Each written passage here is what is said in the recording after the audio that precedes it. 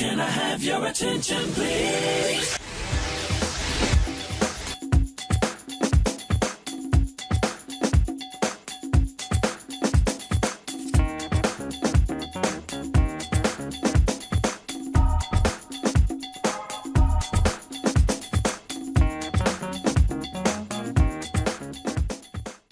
Josh died on December 14th, 2006, so on Saturday, this coming Saturday, it'll be 7 years. And I can honestly say that it could feel like a lifetime ago, and just as easily I can close my eyes and it's yesterday, you know? And I think most people that go through a tragedy like that, where your life was, you know, what I would say at the time was pretty perfect, right? And just literally in minutes is completely nothing like you knew 5 minutes ago, right? You go from being a co-parenting children to a single parent. Your business is left without a leader. I mean, everything in my world turned upside down. So I credit me getting through that time of my life to my family, you know? And, you know, whether this is politically correct or not, you know, I'm a spiritual person.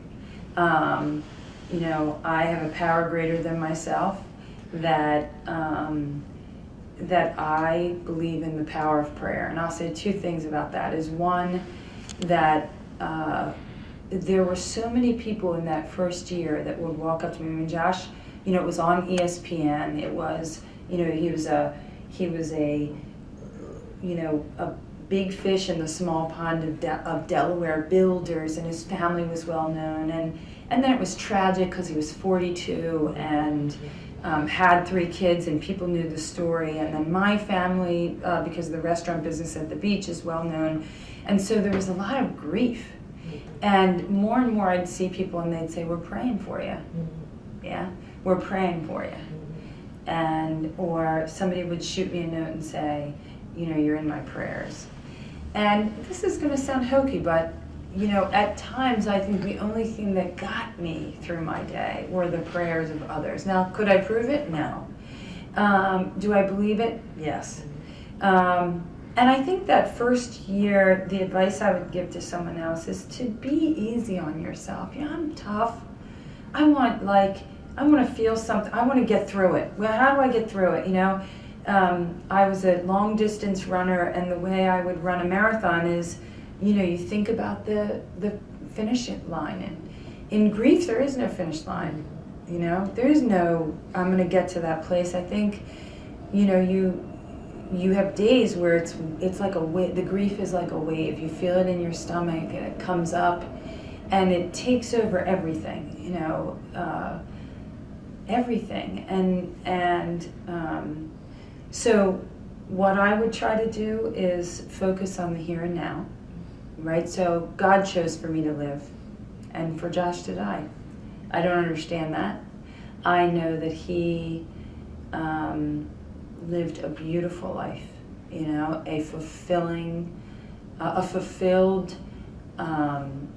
you know, blessed life. Why God chose for me to live and for him to go, that's in God's infinite wisdom. What I do believe is that means that I have more work to do on this earth.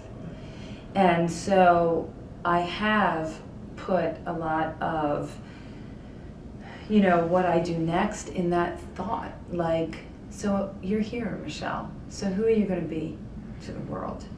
You know, are you going to be that person where I had someone in Josh's family say, you know, I'd put on sweatpants and, you know, with the amount of money you have, I'd never do another thing.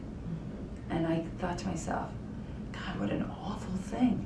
Can't imagine anything worse. So that means I've died. That's death. So, you know, so I say to people, be easy on yourself. You know, include your family in your grief, you know, and know that people sometimes don't know what to say. You know, they don't know what to say to you. And I would say to people, it's okay to just say, I'm sorry, Michelle, you know, I'm sorry. And of course I've talked about, you know, finding a purpose. letting people into your grief. My girlfriends and my family, held me up for a time. They held me up, and then when I would, feel like I could do a little more on my own, I did a little more on my own, and that, each child, I think, mourns differently. So each one of my children, I had a 2-year-old who doesn't remember anything about her dad except for what she's seen in pictures. I have an 11-year-old who is 5, and he has deep sadness about losing his father. And then I had a 15-year-old who mourned like an adult, and my thing with him was, you'll go to grief counseling. All my kids were in grief counseling. You'll go to grief counseling or you won't drive, right? Because that kind of anger and hurt shouldn't be behind the wheel of a car. And so go on a Wednesday and you'll have your car on Friday. Don't go on a Wednesday, you'll be walking. So, so I believe in grief counseling. I believe in a conscious contact with, a God is all I can say, and know that, that you are where you are because that's where God means you to be. And there's this great saying, look down at your feet, you're exactly where God wants you. And, you don't have to understand it. You don't really know why, but here I am. And why not me? Why not me? As we're talking, some person is finding out the exact same news I got 7 years ago. I pray for them, So on Saturday, what I do is I remember this man, and I allow myself to feel it fully and to be sad for a day. I lose a day, 1 day every year. And I mourn for his kids, and I mourn for what the world lost that day. And I'll get up on Sunday, and I'll come back to this world and start doing what I need to do to fulfill my purpose on this earth.